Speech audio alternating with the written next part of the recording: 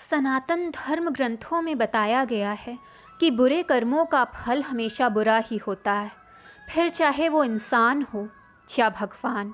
इसका एक उदाहरण है माता सीता। कथा अनुसार माता सीता को एक तोते का श्राप मिला था, जिसकी वजह से उन्हें भगवान राम से अलग होना पड़ा था। माता सीता बाल्यावस्था में अपनी सहेलियों के साथ बागीचे में खेल रही थीं। वहीं बागीचे में एक तोते का जोड़ा पेड़ पर बैठा था। तोते का जोड़ा भगवान राम और माता सीता के बारे में बातें कर रहा था। उनकी बातों को सुनकर माता सीता का ध्यान उन पर गया। मादा तोता बोल रही थी कि अयोध्या के राजकुमार राम प्रतापी राजा होंगे, उनसे माता सीता का विवाह होगा। तोते के मुख से भावी पति का नाम सुनकर माता सीता अचंभित हो गईं।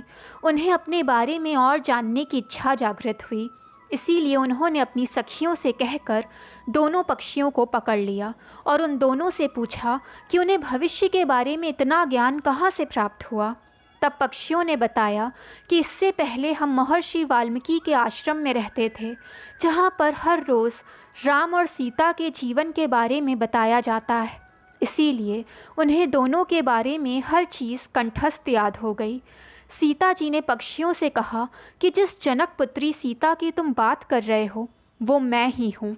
मुझे मेरे और राम के बारे में और बातें जाननी हैं।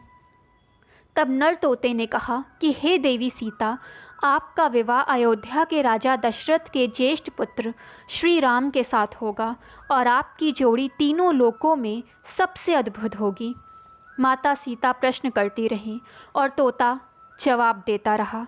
ऐसे में माता सीता प्रसन्न हो गईं और कहा कि अब ये हमारे साथ रहेंगे।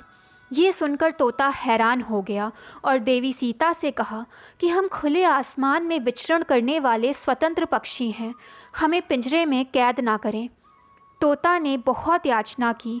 तब सीता जी ने नर तोते को तो छोड़ दिया, लेकिन मादा तोते को नहीं छोड़ा। नर तोते ने कहा कि मेरी पत्नी गर्भवती है, इसीलिए उसे जाने दें। हम दोनों एक दूसरे का वियोग सहन नहीं कर सकेंगे। लेकिन माता सीता ने उनकी एक नहीं सुनी।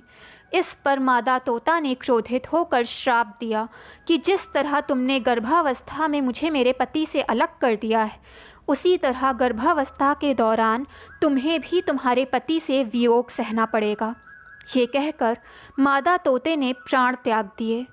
कहा जाता है कि अगले जन्म में तोते ने उसी धोबी के रूप में जन्म लिया था जिसने माता सीता के चरित्र पर उंगली उठाई थी, जिसके बाद श्री राम ने माता सीता का गर्भावस्था के दौरान त्याग कर दिया था। दोस्तों, वीडियो पसंद आए तो चैनल को लाइक, सब्सक्राइब एंड शेयर कीजिए ताकि चैनल की नोटिफिकेशंस आपको मिलती रहें।